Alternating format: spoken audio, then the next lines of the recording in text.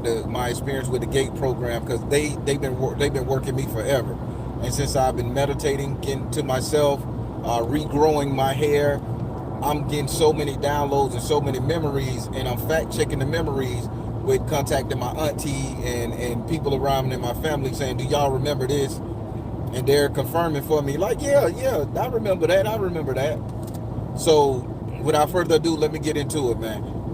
So now it was 1991 to 1992, 1990 to 1992.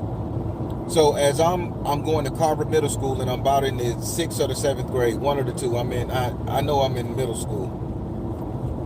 I remember being inside art class. I remember being inside art class. They come and get me out of art class. When they came and got me out of art class, they knocked on the door. It was like seven of us in there. They knock on the door, and they come get me out of art class. This time it wasn't the guy with the gray suit and the red bow tie. This was just a regular old guy in like a sweater jacket, like a sweater vest, the one that you wear the bow and the shooting tie, and it was great with the patches on the elbow. To this day, those type of guys creep me out. If I see a guy with a sweater on with that, or a vest, or a shirt on, a jacket with that, I think they're evil. But so they knock on the art room door. The art teacher was a white woman. I can't remember her name. They knock on the art room teacher's door. They say, "Hey, we need to see him." So they pull me out. They walk me to the cafeteria. Again, I think it's Carver Middle School, but I can't really pinpoint. I have to look what school I was going to in 1991 to 1992. So they come and get me out the classroom, out the art classroom, and they walk me through the cafeteria. I remember going into the lunchroom. They walked me to the cafeteria, and they walked me behind the cafeteria to a little room, metal room door behind the cafeteria inside the school. When I go in there, I'm smelling glue, Elmer's glue. I'm smelling paste. I'm smelling like sourdough. It was a real rancid but refreshing smell. So they walk me through that thing, man, and they sit me down at the table. They take me in the office. They sit me down at the table. He handed me some scissors, some construction paper, and then they handed me a long white piece of paper, like you would roll, like the teachers had a little roll thing in there. You would spin them down. So he handed me that, and it was about 4 feet, 4 foot long, about 28 wide. They get some tape and they tape it to the wall, and they say, "I want you to draw what you see." And I'm like, okay, I didn't see anything, so I'm just staring there. So they give me that pink liquid again. When they gave me the pink liquid, I remember it tasted like Pepto-Bismol or something like that. So I switched it around my mouth, and I'm getting ready to spit it out. And then they said, "No, swallow it." So when I swallow the pink liquid, they sit me there for a little bit, and they say, "I want you to draw what come to mind, what you see." They put on some music in the background, like a audio recorder. He pressed the little tape button. The thing had the little handle on it, what he told it around. They pressed that button, and when they pressed that button, it started making like some air sounds, like staticky air, but not like the TV staticky. This is more air. So when they did it, and I started like, damn, I'm feeling weird. So when they told me, they say, "Draw what you see." And they laid out this black box with a bunch of crayons, but the crayons was brown, black, beige, but more so a lot of tones of that. They had some red and yellow, but the tone was earth-based tone colors. No green though, no green. There was not one green crayon. I remember that because I was looking for green to draw some grass around the guy. So they told me, "Draw what you see." So when I got up there, they turned me, because I was kind of in a haze and a daze, and they pointed me to the paper that they had stuck on the wall, and I could still see out the glass window with the metal strips in there like that. So I started sketching, and what I sketched was a muscular black man with a flat top, like with spiky hair, like a flat top. He had muscles, and he had on just underwear, like a superhero, but all flesh tone, and he had on black military boots. But I kept sketching it, and while they kept sketching it, I just kept sketching. They kept saying, "Go ahead, go ahead." And when I looked behind me, they turned my head and told me, "Don't look backwards. Stay looking at it." So I was in there for like, I'm going to say like an hour and a half, because I was drawing, I was giving it contrast. And keep in mind, I'm not an artist at all. That's my brother. So I'm giving it contrast. I'm like really sketching it in, and they let me sketch this guy. So they say, what else do you see? They kept telling me, what else do you see? What else do you see? And I remember looking down at his hand. I remember looking down at the guy's right hand, because I had one hand like this in a fist, because I drew it with his right leg up and his right hand like forming a power structure. In his left hand that was down, I drew a radio receiver, like a radio receiver that you, hey, walkie talkie, hello, hello. And I drew a grayish, I outlined it in gray, and I just lightly colored the gray. And I drew a radio box, something where he could communicate with. And they say, okay, okay. And they kept telling me, I heard him say, oh my God, he did it. He did it. Oh my God, he did it. He did it. When they kept saying, oh my God, he did it. He did it. I'm looking back, and the lady said, the art teacher was like, don't look back. So they say, tell me what else you see. So long story short, by the time I got through drawing out the guy that I saw, it was a naked guy, almost like a naked guy in underwears and stuff. He had the walkie-talkie and stuff to call in an air raid or something, because I actually drew in bombs and missiles on the top corner. And if I'm not mistaken, I think I drew some rocks or something behind it. But I made him, as the drawing kept going on, I think it was like 2-3 hours. As the drawing kept going on, I started going back over the man and making his body look like rocks and forming rocks and shit. So they kind of grabbed my hand and they said, stop, stop, stop. They say, he's blending, he's blending, he's bleeding, he's bleeding. I just keep hearing them say it, I'm blending, or I'm bleeding, or I'm blending the bleed. So they stopped me. So then when they did it, the guy, he lifts it up and he shows everybody, and he hits the 2 recorder button like this on the same tape. Like, so when he hit the 2 recorder button, he say, tell me what you saw. And today I'm finna tell you guys exactly what I said, because it's all coming back to me. I've been doing a lot of meditating. I've been really focusing on this thing, because I'm hearing audio noises in my ear right now, y'all. So I said, why is he telling them to go to war? I say, why is he talking about drop the bomb? I say, why is he talking about do this? And he say, who is talking about doing this? I said, he keeps telling his wife, Robin, pay attention. Whatever was going on in the Middle East, whoever had a wife named Robin, that's I called. I say, why is he keep telling his wife Robin over the radio to drop the bomb, to tell them to push the button or to let it happen? And the guy was, and he say, so who is Robin? Can you see Robin? I couldn't see Robin. He like, focus, damn it, focus, damn it, focus, damn it. And he kept saying, focus, damn it, focus, damn it. And I remember being scared and upset and like, oh my God, I'm in trouble. He's gonna do something to me. And they was like so excited to get that information. So when they said, they kept telling me to focus, so I'm like, Robin. So I said, let me focus on Robin. So I closed my eyes and I kept shaking my head like this, and I was hitting my head on the wall because I couldn't feel my brain. I couldn't feel, I don't know if I'm saying it right. I didn't think I had anything inside my head. It was like my thoughts wasn't there, so I couldn't feel my brain. But I know I got a goddamn brain. But it was like everything up here was so far removed and so far gone.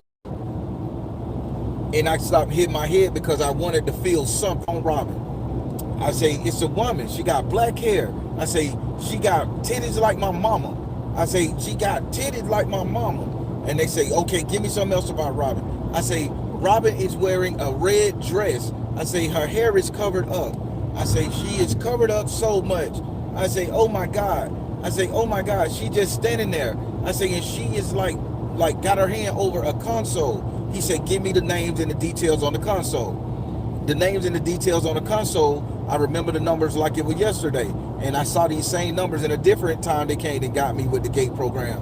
So it was like P29, not like an L and an L, but like 1 and 1, but not like 1 and 1. It's like I. So when I think back, it could be P2911, but I know for instinctively that the 11 was not a 1. The 11 was like a number, I. So I told him P29 straight line. I say straight line. So I don't know what they took from that. I say, that's what's over the console.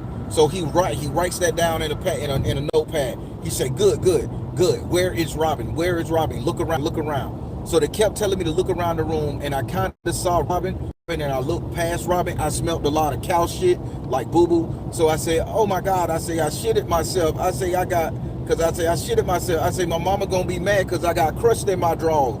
I'm just being totally honest, y'all, so y'all can laugh and giggle at this part of the game, but this shit was real talk here. And I was like, oh man, I shitted on myself. My mama gonna be mad because I got crust in my drawers. And he was like, I don't want to hear that shit. What's behind Robin? And I say, I smell boo-boo. I say, it's on me. He said, you didn't shit yourself. And he called me a nigga. He said, you didn't shit yourself, little nigga. And he said, what's behind Robin? So I kept looking, and I saw a lot of horses, and I saw a lot of camels, and I saw a bunch of piles of shit.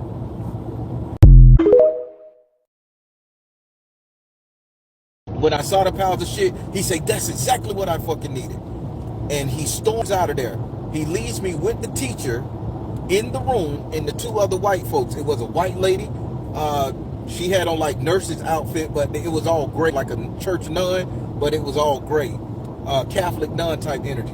And he just storms out with the tape recorder. He rips the thing off the wall, rolls it up, and he takes off hauling ass. They leave me in there for the remainder of the day. I had to get on the 300 school bus, the 3029 school bus. And I remember walking there in a daze. And he was like, the lady said, make sure he sits his ass down and don't let nobody touch him. Don't let him move. And you personally put him off at this bus stop. Make sure he goes in the house. So the lady ain't never put me off in the bus stop in front of my door, but she did that day. So now I'm trying to figure out what's going on. Now keep in mind, it's 1991 to 1992 or 1990. I remember going in the house, and it was close to my birthday. I was born in August, so it was close to my birthday, like August the 12th. And I go in the house, and my mom like, what the fuck wrong with you? She cursing me out. She slapping me in the head. Keep in mind, I'm already loopy. And I say, Mama, I say, I don't feel right. I say, those people got me. I say, they can't story. And she like just started slapping me. Then she went and got a belt, and she started beating me with the belt.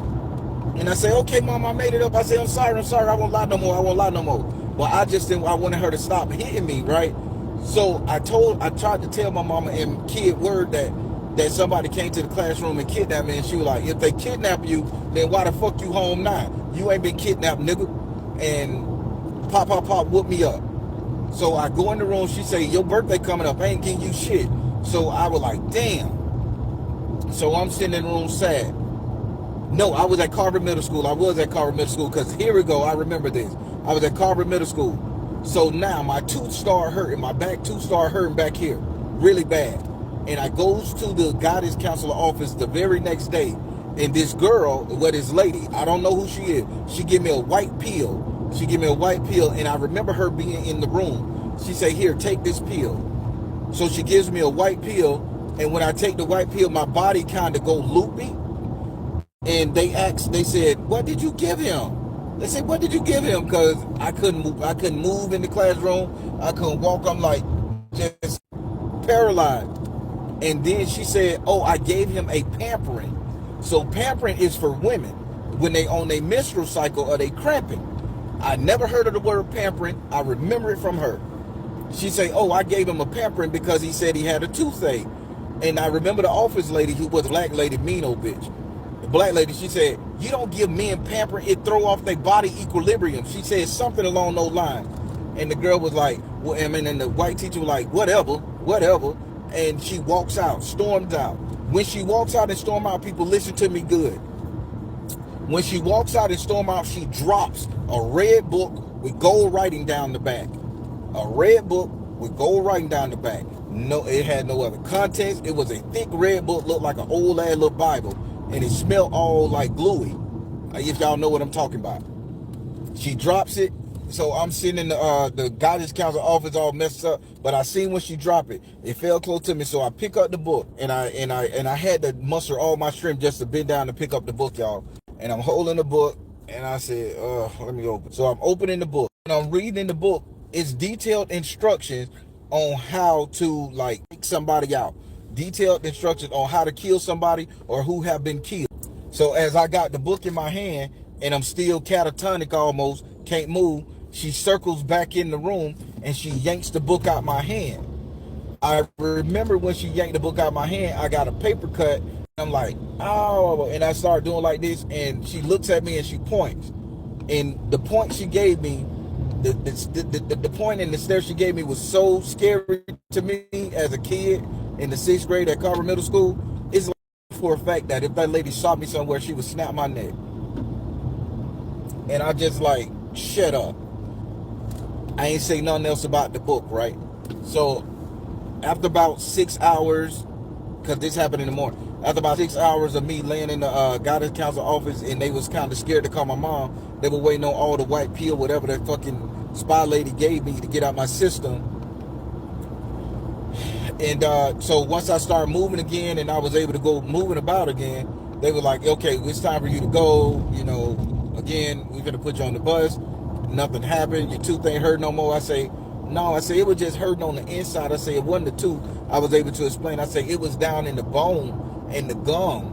And she was like, okay, then that you just probably had some stuck in your tooth. She played it off in my head. So I say, yeah, you right. I'm sorry for bothering y'all, because I'm always an apologetic little fucking kid, right? So I go home, and my mom, and this is the after the day when I told her they kidnapped me. So when I go home, inside my house is another 2 people that came to the Ivy Lane Projects, right? They came to the Ivy Lane Projects, 4413 Edgemore Street. I tell you my childhood address. They came to the Pope Bean over there in Orlando where I grew up at.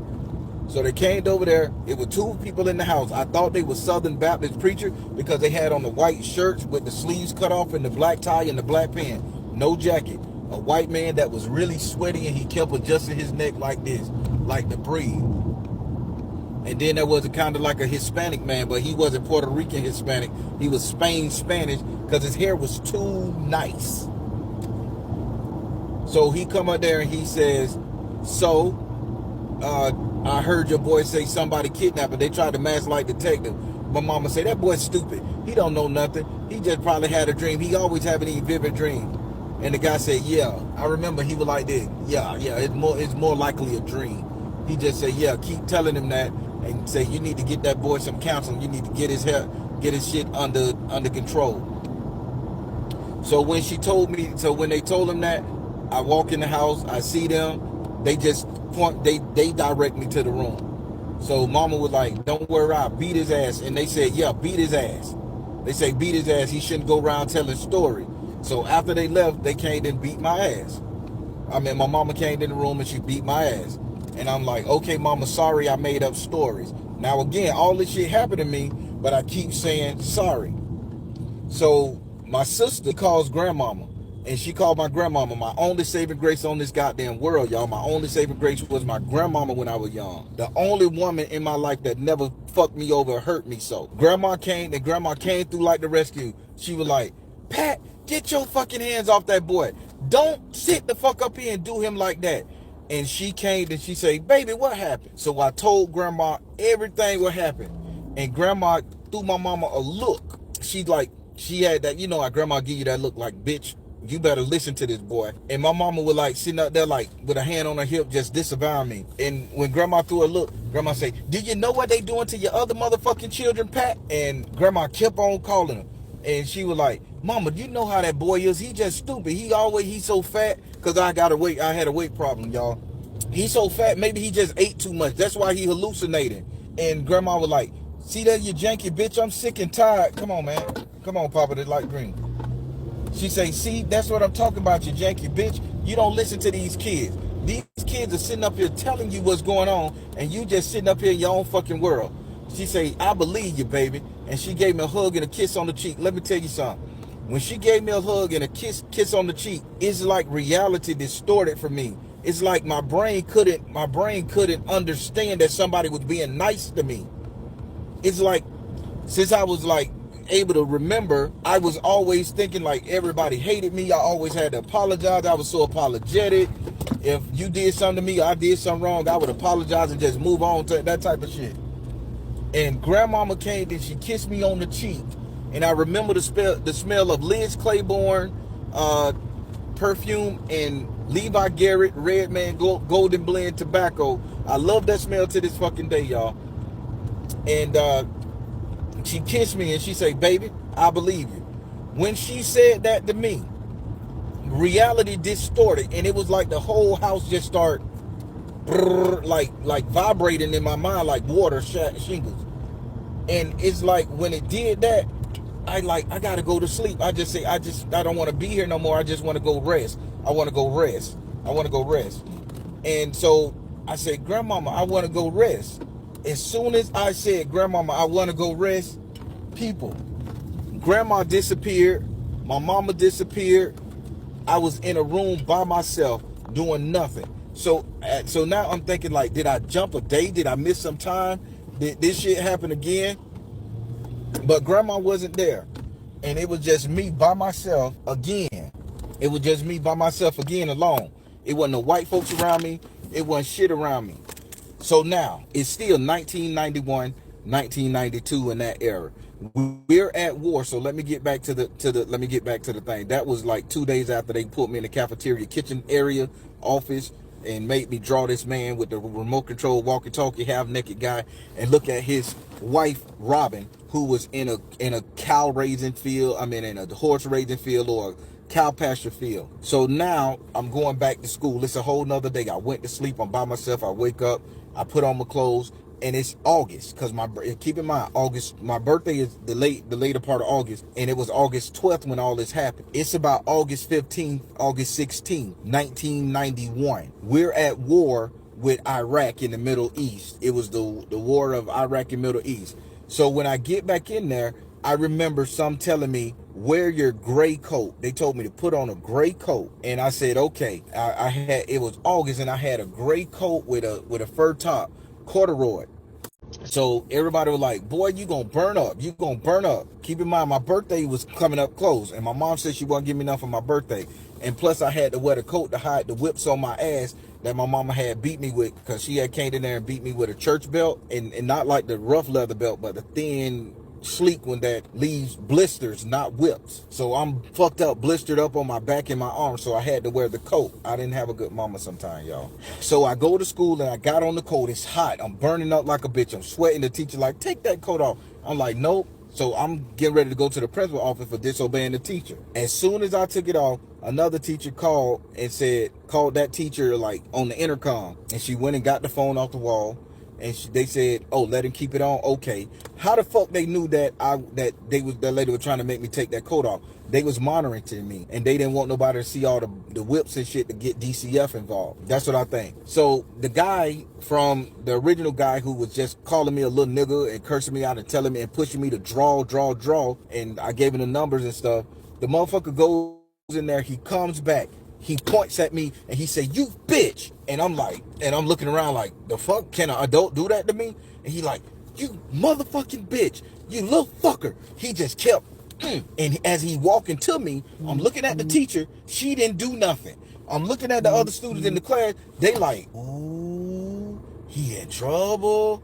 And he just kept walking up to me. "You little fucker. You little bitch." And I'm like, and they did me like that. So again, they gave me this pink fucking drink. They say, "Drink this shit." And he was so uncaring and cold.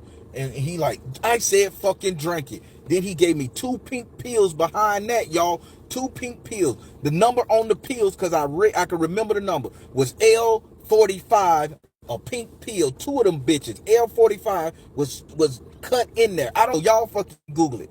From 1991. So I drank the pink drink, then he gave me 2 of these pink pills to drink. And he literally took his stupid fingers and pressed them down my throat, and he was like, choke.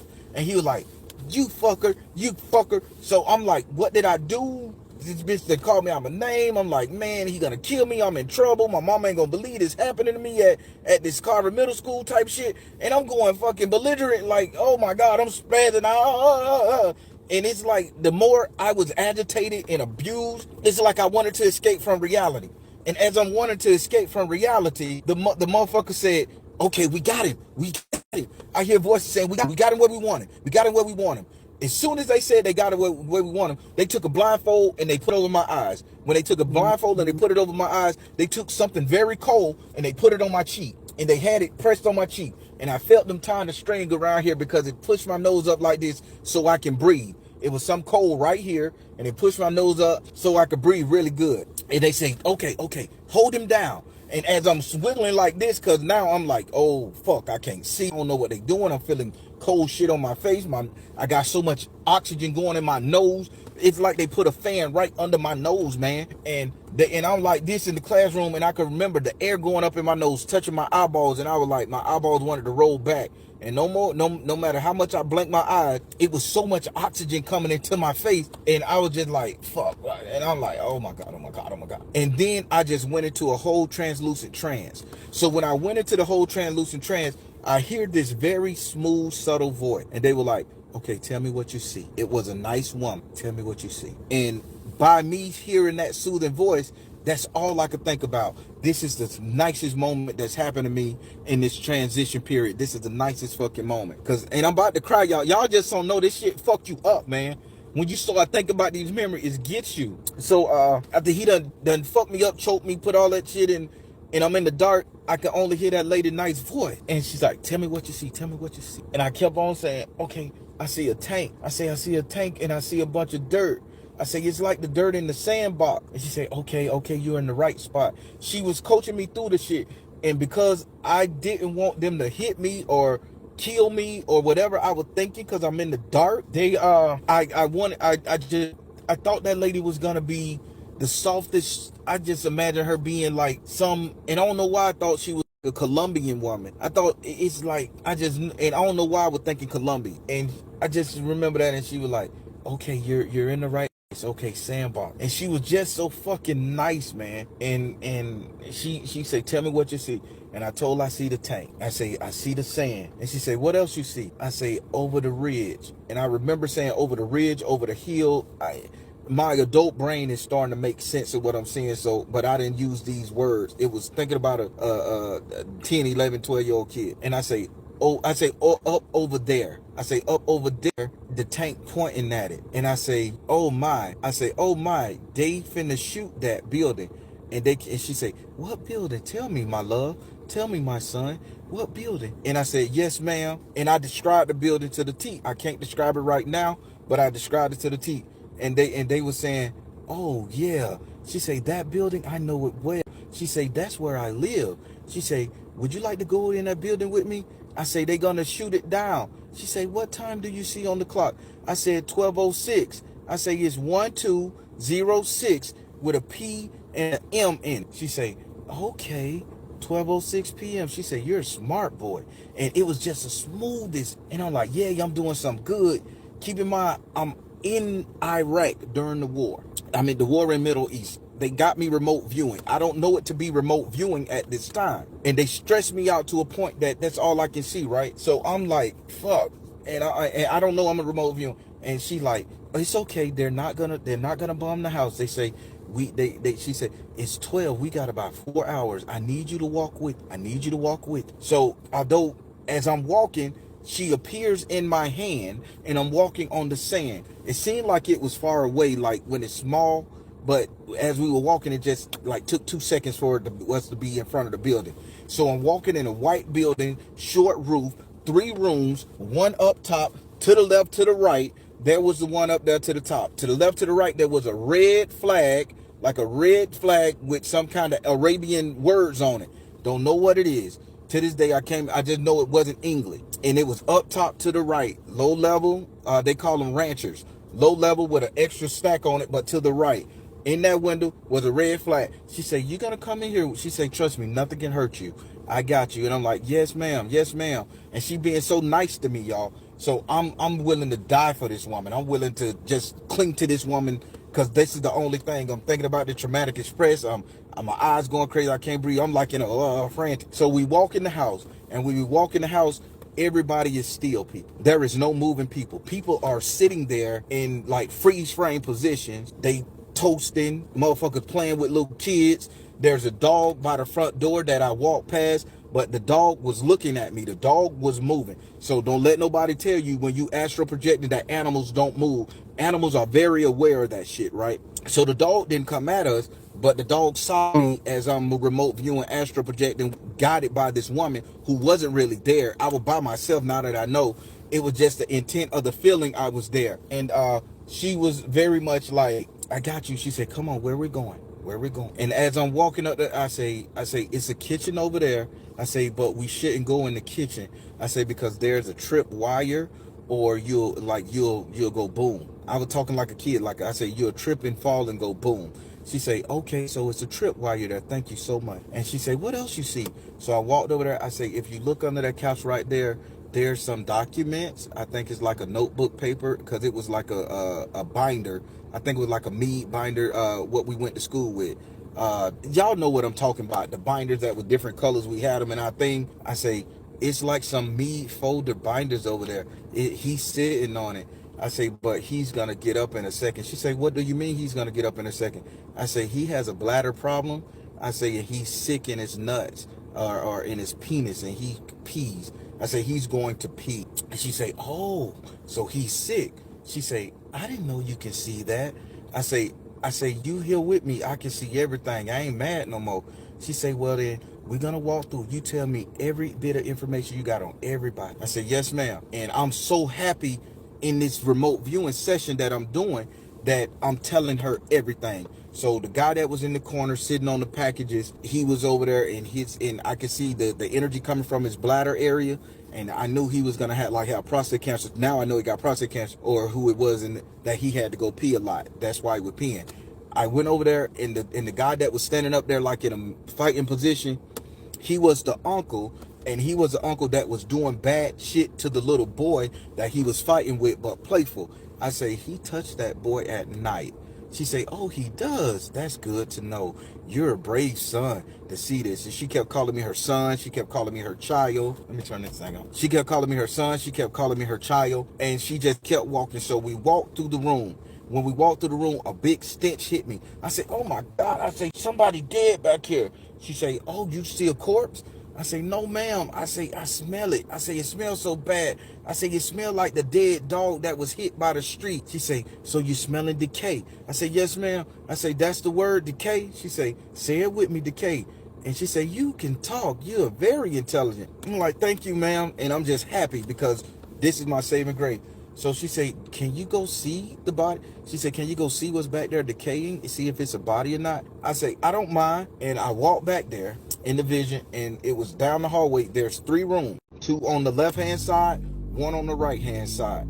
And as I walked, the first room I look in there, it was just like cheese and dates and open food and a prayer cloth on the ground. I walk a little further, and right back there, I see a guy laying in the bed like this, as if he'd been cut open, like, and I say, there's a man, and he cut open, I say, like the zombie movie. She say, oh, his guts are out. Intestine. She called him entrails. She say, his entrails are out. I say, yes, ma'am. And she say, do he have any discerning tattoos on him? Now, people, I'm finna just be G with you. Do he have any discerning tattoos? I say, yes. She say, tell me what tattoo you see. I say, I see a top hat.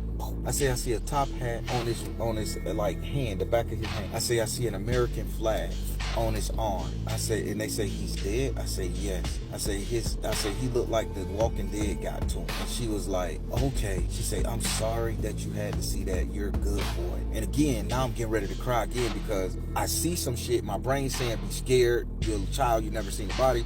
But she is soothing me, telling me I'm brave, so I'm proud to do it for her. She said, okay, we know he's there.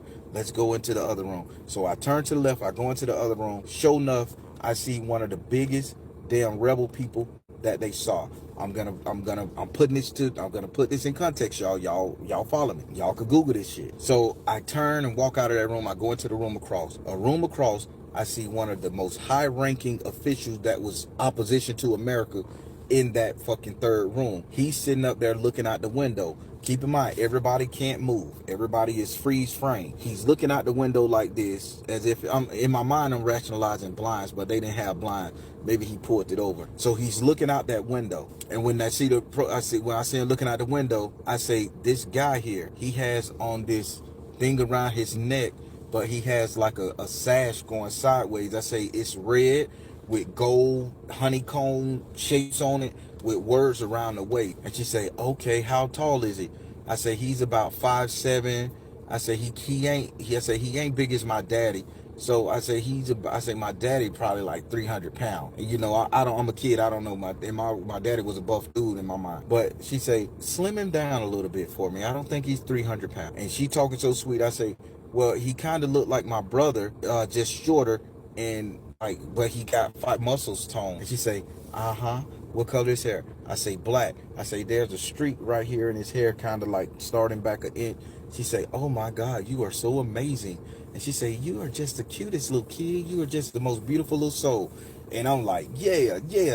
She say, can you see a set of stairs? I said, yes, ma'am. She said, go up the stairs with me. And I walk up the stairs with her. And I'm holding her hand. The stairs are very narrow. So now that in my adult brain, when I think about this shit, we both couldn't be side by side, but I had the illusion of holding her hand. She guided me, y'all. When I walk upstairs, I see all the artillery and the guns. I see the artillery, I see the guns, I see the bombs, the explosives. I say, up top, they got a bunch of weapons. I say, this is like commando, like army stuff. I say, this is army stuff. And I said, we don't play with guns. She said, yes, don't touch nothing. She said, okay, I'm going to walk you back down. She said, you can jump out the window and you can get out like that, or you can go down the stairs. I say, will I die if I jump out the window? She said, possibly. But if you're brave enough, you won't. So I said, well, I'm going to go out the window because I didn't want to go see the dead body again, y'all. And so when I jumped out the window, I remember landing on something. The dirt was so soft. But when I landed on the dirt, it became reality. As if somebody was to throw a stone in the dirt in real life and you see little, that's how it came. And it sounded just like that when I jumped out the window and hit. So she said, come on back to the tanks. Come on back to the tanks. Come on back to where you started from. So again, the tanks are looking real small. So I'm thinking I'm going to have 100 years walk. But as I started walking, the tank got close. I'm right there. So she said, okay, we got you where you want. She said, could you do me a favor? I said, yes, ma'am. She said, I'm finna let your hand go. I'm finna leave you now. I said, no. I said, no, they gonna get me. And I started crying again. I said, they gonna get me. I said, save me, please. I said, I did what you wanted. She said, ain't nobody gonna hurt you. She said, when you wake up, I will be there. I said, yes, ma'am. I said, I'm asleep. She said, yeah, this is a dream. I said, okay, it's a dream. So I'm crying right now, y'all can't see it, but I'm really fucked up. So I wake up, and when I wake up, my eyes open, and I'm in pitch black darkness. I can still feel the cold thing on my cheek. My nose is still up, and the fan is blowing up in my nose really heavy. And I'm like, oh, God. I say, I'm still trapped, and now I'm thinking I'm in hell. I said, oh, God, I'm in hell. I say, I'm dead. And then I heard the guy say, the guy is being real nice. He's like, you're not dead, son. You're not dead, son. So my face, he take the thing out of my face. He take the bag and he hands me a red popsicle. The popsicle flavor, I can't tell you to this day. It wasn't cherry. It wasn't strawberry. I don't know what this red flavor in this cold ass popsicle they gave. And they say, eat this. You're dehydrated. So I'm crunching on and I'm looking around and they say, good guy. So now I go home and we're watching the news. My daddy is a war veteran. I go home and I'm watching the news. Tell me why I see on the news that had shot down that exact same house I saw on the news in real time. It happened that morning, 1990, in the year 1990, leading up to 1991. It happened in real fucking time. They destroyed that house. That tank that I touched and saw, that was an American tank pointed at the plate. You see it on the news. Boom, boom, boom. So-and-so, Ahmadinejad. If I can remember the name, Ahmadinejad was a leader of something that was taken out. And I said, oh my God. And I knew better to tell my mom what happened. So I said, I'm not going to tell my mom. I told my auntie. She said, cause she sat down and me and her watched Roots that night. Cause she was always comforting too. God rest her soul. She was killed in a drive-by on her son's birthday and buried on my birthday. This is all happened in August the same year, if I'm not mistaken. Yeah, 91, 90. So I told her, and she was like, it's gonna be okay. And she was just hugging on me and she was kissing on me. And she was like, it's gonna be okay. My auntie went out drinking and partying. So yeah, August 13th, that's when she was shot. She went out under the tree and drank. And when she went out under the tree and drank, she was somebody driving an AK-47 shot her. Bam! It went in the back and it came out the front, blew a hole in her chest big as God, and she dies on the scene. We Lost our fucking cool. Now, not only am I being tortured at school, not only am I in this gate program shit that got me remote viewing, and I don't even know what the fuck that is at this time. My auntie passes away. She get killed on her son's birthday. 7 days later, my birthday come around. She gets buried on my birthday. Nobody talked to me. Nobody said happy birthday. Nobody said shit. I was wearing green pants and a green and white striped shirt with some brown, with them brown wicker shoes that all the pimps used to wear back in the day. Them you get them from, you used to get them from Looking Good Men store on Colonial in Orlando. They slid. You slide in them bitches, right? Nobody said happy birthday to me. That was the 1 year nobody acknowledged I existed. I was a phantom and a ghost. So I grew up believing nobody loved me, that I even felt like I wasn't real for a time or two. I was like, I'm not real. So now I'm going back to school. I'm acting out. I'm being a b-boy. I'm trying to be all hard and shit. And I'm angry at the world. When I get to school, all the principals and the teachers are looking at me crazy. They said they had this shit called in-school suspension at the time. So here go another thing. And I'm telling y'all some names, man. Look this shit up, bro. I ain't scared no more. Because I know I got a bigger purpose going on. So this shit is coming back. So they were doing this shit called in-school suspension. And when they did in-school suspension, you're supposed to be doing that shit in one of the classrooms at school, cafeteria or something. They shipped me off to this school called Blankner Elementary. I'm in middle school. They shipped me to Blankner Elementary off Silver Star Road, in Silver Star Road where it turns into something like Edgewater in that area there. I'm giving y'all names. It was a school called Blankner. And although I'm like 12, 13 years old, it was a school for mentally ill kids. So I'm at Blankner Elementary School. And while I'm there, they gave me this very, very big tricycle to ride. They fed me lunch and they let me go outside for like 2-3 weeks because I had to be in that school, in school suspension for 2-3 weeks, like isolated from everybody. And only thing I had to do is ride this giant tricycle, red with a white seat, but it wasn't a baby one. It was made for like big kids like me. And we was riding around on the thing. And I met this boy named Reggie. Black kid, dark skinned black kid, glasses thick as all out those. And he was sitting up there and he was like goofy, but I didn't think he was a kid. You feeling me? Because now that I'm thinking back, this wasn't a playground for children. This was, everything was supersized for grown-ups or teens. So I met this kid named Reggie. He had glasses like a grown man and he operated like a grown man. And he was riding a tricycle with me. And he taught me how to like ride a tricycle and we became friends for 3 weeks. Why was I at Blankner Elementary School for 3 fucking weeks? And the same kid would come with the same blue fucking jacket on. It's hot, it's August. He had on the same blue little parachute jacket with a little pocket right here on the side, because I remember he used to put his lollipop in there, and he put 2. He would give me one, and he would keep one for himself. So I'm riding around on these giant tricycles and shit, and he's talking to me, and so we go get on this thing that looked like a rocket. When I get on this thing that looked like a rocket, he says, "You ever think about going into outer space?" I say, "I like Buck Rogers." I say, "I like Star Trek." Because I'm thinking I'm talking to somebody my age, but now that I'm older and when I think about it, this was a grown-ass man. But you can't hide from the mind too fucking long, right? He says, "You ever think about going into outer space?" And I said, I like Star Trek. I like Buck Rogers, like in the 21st century. And I started saying I like, it was a lot of stuff. It was this TV show where you had this gun that was a spaceship, a black one and a white one, and you would like point the gun at the TV, and the TV would send a beam to the toy to where he would flip out of the pilot would flip out of the spaceship gun thing, and that would mean the TV hit. And when they showed the sign, so I got that gun. I got it for Christmas. I say I really can't play with it, but yeah, I would like to go out and fight in outer space. He said, "I'm so glad you said that." Now this is the whole time. So we sitting up there. I'm swinging on the monkey bars that's shaped like a spaceship. That's gonna come in later, because I'm gonna tell you guys, not tonight, I'm gonna tell you guys later about the time I was recruited to fight in the GATE program. Yeah, so for all y'all out there that's doing the bare minimum, y'all need to unlock y'all fucking mind and tell what really happened. Y'all need to tell what they really did to our ass back in high school. I mean, back in elementary school and middle school. They had us fighting future fucking wars, man. I know I may sound crazy, but I ain't crazy. I love myself, y'all. I ain't trying to off myself. That shit don't bother me.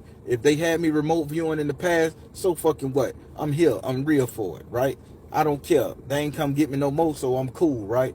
So he said, I'm glad you said that. And we just started talking. So then they made me write an apology letter to my mom. They said, we're going to write an apology letter. Now, keep in mind, I went to school. I got in trouble and went to Blankner Elementary School, where they had all the building was two-tone green, a light green with dark green trimming on the building with white things. And they had a playground back there. Off Silver Star Road, you cross over John Young, and it's like right before the bitch end. Go left or right. The Edgewater to the left. Some fucking where else to the right. It was a place like a mall world room or setting to where they can make kids, grown-ups, teens feel comfortable to get information out of them, extract, because I was fucked up and high in the head due to whatever. So he was like, thank you, that's good that you're gonna go out of town. I mean, that you're willing to go to outer space. And I said, yeah, man, Buck Rogers. And I'm just saying. And after that, they like, what the fuck did he do? I'm losing my damn train of thought, y'all. Y'all don't know. It's hard getting into these fucking memories like that. So after we played outside, and he said, yo, he picked up and left. He said, okay, my mom's coming to get me. But when he said my mom's coming to get me, it's like he had a bunch of keys on his belt like the janitors, and he just like walked off with the janitor. And I say, all right, Reggie, I'll see you later. And he like, I'll see you later too. And he said, son. I'm like, what the fuck he calling me son for? You know. So that's always said, like, why would you call me son and we the same age? You know, we both in a mental fucking school that they trying us. But he say, see you later, son, and he will happen. So now I'm going over there. So they made me write an apology letter to my mom stating that I wouldn't skip school no more. And I'm like, I wouldn't skip school no more. So they told me it was a truancy office. Y'all hear what I'm saying? They told my mom to come pick me up from Blankner Elementary School. After they took me from there, I spent weeks in there, 2 to 3 weeks. And they said they got me for truancy. They had me wrote down for truancy. And they made me write an apology letter to my mom for skipping school, to which the police had to pick me up and take me to Blankner because it doubled as a truancy center. I wasn't no bad kid to get truancy. I ain't never skipped no fucking school. Where the fuck would I was go? We were poor. Nigga, I wanted that school lunch. It is what it is. Nigga, that's the only meal I motherfucking had some days was school fucking lunch. So why would I skip the bitch? I'm only 12, 13. So I wrote the apology letter to my mama. My mama come out there and get me. I'm in the car. She pepping my ass up. Pop, pop, pop. My grandma came, because my mama didn't drive. My grandma had to drive and come get me. So my grandma was like, hey, how did this boy get all the way over here? And my mom was like, the police probably picked him up from going around to his damn daddy house. That's what he always trying to go do, see his daddy. And my grandma like, this don't sit right with me, because this don't look like he the type that skip. Say, he a good boy. You got a good son. And she's like, you don't know him, mama. I got to look at his fat ass every day. And I'm like in the background, and my mom like, why you skipping school? Why you causing me trouble and stuff? She said, if I worked, I would have had to get off work to come get you. And I'm like, mama, I didn't skip school. Don't lie. The police gonna tell that you gonna. So what you say? So you gonna lie on the police, and I gotta believe you other the police. I say, mama, I didn't skip. And she was like, then why you wrote the letter? I couldn't say nothing, y'all. Those people had me dead to rights. They did what they did to me, and I had to write my mama a truancy letter. And she said, then why you write the damn letter then? You admit it right here. And guess what I drew on the bottom of that letter, y'all? I drew the same motherfucking man with the underwear, the muscle tone, holding the thing in his hand. After I wrote the letter, I drew it at the bottom of the page because that memory stuck with me. I drew it again. And she said, who the fuck is this? What is this? You drawing superhero men? See, you don't think. You in trouble, and you sit up here drawing action hero. And she just kept insulting me. I ain't gonna keep telling y'all all the words she said. She kept insulting me. So she got the truancy letter, and she put it in her purse, threw it on her dress or whatever. Went to church that Sunday. She told the people in the church, he's skipping school. He wrote the letter. Pastor take me in the back office, spank me up. Blah, blah, blah. So now I'm pissed off at Jesus Christ. I'm pissed off at everybody. I leave Carver Middle School, and they transfer me to Robert E. Lee Middle School. When I go to Robert E. Lee Middle School, I end up being in the art program again. When I go into the art program again at Robert E. Lee Middle School, the principal there was named Mr. Shadow. I'm gonna give you fucking names, man. I want y'all to understand the time frame. Mr. Shadow was the principal at Robert E. Lee Middle School at the time. They transferred me from Carver Middle School, sent me to Robert E. Lee Middle School. I drew the same exact fucking man without the thing in his hand, but because I joined the art class, same long sheet of paper, art lady. I drew it without the thing in his hand, but this time when I drew him, I drew his hair as fire, like he had fire on top of his head, like his hair was on fire. And I was like, and the teacher was like, you did great contrast and all this shit there. I outlined them, and this time I did it with marker, not crayon, marker, like marker. And I drew the orange fire on his head like a flat top. And when I drew the orange fire on his head like a flat top, the teacher was like, yes. So again, at Robert E. Lee Middle School, I guess it was a school for some mentally ill children, I guess. Coach, I want to say his name because he lived in Orlando. He lived right over there by Chico Subs off of Tampa Avenue. He was a coach. Damn it. I hate not remember. He was the coach over there, and he told me you should always let your light shine no matter where you go. And I was like, yes, sir. And he was hard on me. So yeah, that he was a PE coach. So they called in the people. The art teacher called in the people. They talked to me about, they say, why did you put fire on his head? I say, for some reason, it's like he's suffering. It's like fire is raining down on his head. And they was like, oh yeah. They was all happy. They were, hoo-hoo. They was like, yeah. So they put it up in the cafeteria at Robert E. Lee Middle School, and they took pictures of the artwork around. And they called my mama in, and they said, your son got a gift and a talent. I remember them saying, your son got a gift and a talent. I thought they were saying I got a gift and a talent to be an artist. No. Now I know they were telling I got a gift and a talent to be, psychic or special or whatever they needed me to be, remote viewing. And she was like, oh, my other son, he can draw real good. He left-handed. He can draw. My mama was prompting my brother up. And the teacher was like, no, this boy is the one with the special gift. My mama couldn't understand. My mama was heavy into the Christian church. And she was like, that boy ain't no goddamn psychic. He ain't no medium. Stop putting that shit in his head. Y'all the devil. And she's like, yeah, you're right. I apologize. Mr. Shadow, the principal, came and told my mom, shut up. She said, shut up and listen. So you can take him home after this. Shut up and listen. The principal, white man, Mr. Shadow, put his hand on my mama's, damn near put his hand on my mama's throat. He got close to her ass and said, shut up and listen to the art teacher. So my mom shut up and listened. And Mr. Shadow said, you better not hit him when he get in that fucking car, because he didn't do nothing. If he come back tomorrow and say you beat him, he say, I'm going to make sure your ass go to prison. And my mom did not hit me that day. So I go to school. I'm getting my little Domino's pizza. I got to leave class early. I'm special, y'all. I get my little Domino's pizza, get my little juice and my little cookie from the little food court. 5 minutes leaving early for lunch to avoid the line. I'm looking at the paper. I'm looking at all these people in suits and shit celebrate that I drew this picture with this man with fire on his fucking head, y'all. Now, I done drew this picture 3 times in my life. One when they came and got me and took me to the cafeteria. The second time when I had to write the truancy letter to my mama. And then the third time my fire was on his head that I drew when they transferred me to Robert E. Lee Middle School, and they put it in the cafeteria with a lot of other people's artwork. And people and adults from different places would just come and watch, would come and look. And then I'm like, wow, I'm special. I'm special. They let me do the announcements. Mr. Shadawa let me do the announcement and say, it's 11:45. Everybody, time to get ready for lunch. At the ring of the third bell, you should be in your seat. He say it just like that. So I'm in the office with the intercom, getting treated well, y'all. And here's the crazy part. I don't know when I left Robert E. Lee Middle School. I can go look back in records and see where did I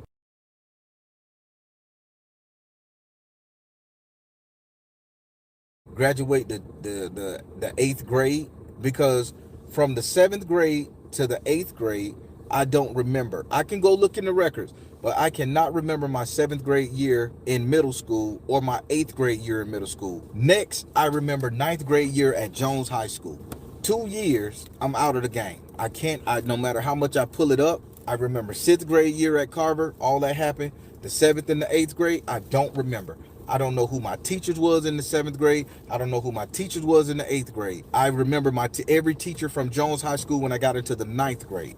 Y'all tell me about that. So for all these people up here with these basic ass gate stories, nigga, they did the real testing on the real ones, man. One lady said, "No, y'all ain't go to no museum. Y'all had to go to Mall World." They took me to the museum and I documented that shit proper for y'all. They took me out of a school for 3 weeks without my mama knowing. I would go to Carver, but they would put me in Blankner and they would have me playing with this adult man with adult tricycles and big building blocks on a big jungle gym that looked like a spaceship. And when they got done with me, they made me write a truancy apology letter to my mama for skipping school. And my mama didn't believe that I didn't skip school. Why did you write the letter? And why did you sign it? And why you drawing this comic book nigga on the bottom?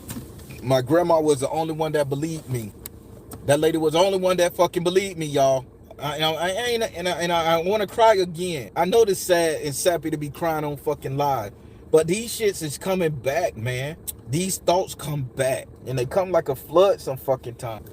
Without that fucking woman, man, I don't know where I would have been. Without grandma, I don't know where I fucking would have been. She just always was there to comfort me, man. And these fucking no good fucking people, man, was fucking had us up and through there, y'all. They was doing shit, man. I can't remember some shit. And all this shit was like fucking gone. I didn't care about it until I got on that goddamn TikTok and started listening to this shit. I didn't care. I didn't give a fuck about the memory. It wasn't important. And then all this shit come on my time fucking feed. And now I'm thinking these people trying to activate me and wake me up and shit, man, and stuff. And it don't fucking make it no better that I'm like a real certified fucking psychic. It don't make it no difference. If y'all know me, you know me. I see shit before it come. I can read everything around people. I know shit before it happened. Sometimes I gotta shut the fuck up. I don't need no fucking tarot cards no more, man. It's like it's so stern to the point, man, the evolution. And they was looking for kids like me. Then they let us go. And the more trauma they give you, the more they activate your problem. The more shit you done been through in your life as a kid. I know it now. I see it now. These bitches activate you and they fuck you up. These agents and shit, man, they dog you out. They dog you the hell out, man. And they create the drama, the trauma, and the stress to get you to loosen your guard so they can do what they want to do to you. And now I'm remembering the shit, man. I don't even want to go on TikTok no fucking more. I don't even want to scroll on my fucking phone no more, y'all, because I don't want nothing to remind me of this shit. But then I go to sleep and I'm waking up. Like last night I had a fucking dream that I'm in a car and I just tail bump somebody. Like I don't crash into them, I just go up slow, and I like my car just touched the bumper and the fender of the person get out the car and ask me, "Oh, you ready to come back?" And for whatever reason, that little lady that got out that fucking car that asked me, and the car was jet black, and she asked me, "You ready to come back?" Tell me why I woke up screaming like, "Oh shit, I gotta watch how I drive." Yeah, this memory coming back. They told me to be careful. Just get through February. I gotta get this shit out, man. So I know some people, they don't believe these gate programs fucked us up. They don't believe these gate programs activated us. They don't believe it. But I'm giving you detailed shit what happened to me. Whether you believe it or not, I'm gonna get all this shit out of me. 1, 2, 3. 4 more that's unlocking in my fucking head about this gate program, what they did to me. This is 1991, the 1990 to 91. They had me remote viewing for them in the goddamn 6th, 7th, 8th grade, probably during the time of Desert War, Desert Storm, or some shit like that. They had me doing around by the time my birthday. I didn't celebrate my birthday that year. My auntie got killed, buried on my birthday. They forgot me. And why I only got one fucking childhood picture. I only got one baby fucking picture of me in diapers eating the fucking chicken bone. Eating the fucking drumstick chicken in diapers. And my auntie say, "That's you." I say, "That's me?" So I have to gauge the lips, and I'm in diapers, 2 years old. Ain't no fucking young photos of me other than when I got to high school, the yearbook school picture and shit. Why nobody took pictures of me, man? Y'all don't fucking get it, man. I'm just talking this shit. I'll be okay when this camera ends. And then I'm gonna come and tell y'all some more shit. I'm gonna break this bitch down, edit this bitch up, just like I did for my TikTok, and I'm gonna put it up there too. I understand, they unlocked our ass. They did what they did to us, man. They did what they fucking did to us. And I ain't had a good night's sleep Man, since I uploaded that shit on TikTok, since I listened to my own videos over, I ain't had a good night's sleep in like, man, like 3-4 nights. I ain't had a good night's sleep. That's why I ain't do Tarot Tuesday on Tuesday. I was fucked up. I'm gonna do it tonight. I forced myself to do it tonight for people. Man, let me tell you something. This gate program shit real. So all the people that's talking about the headphones and the red drink and the fluoride rinse and drink, that's basic shit. Y'all need to unlock y'all memory and see the real deal. Cause I swear I'm in the classroom with 13 other fucking kids. I know the number 13 is significant. So that's 13 other people that followed me and did the same thing I did with me at the same damn time. It's 13 people out there that was with me that match my energy signature, that knows this shit is true, that went through it, and some of them probably done spazzed out because they can't take the trauma. Because they whoop your ass, man. They smack you around, they kick you in your shit, they abuse you, and get you all timid and scared. And once they get you timid and scared, your ass can sit up there and see shit. You can go into the next round because you wishing for death. You wishing for it to be over with.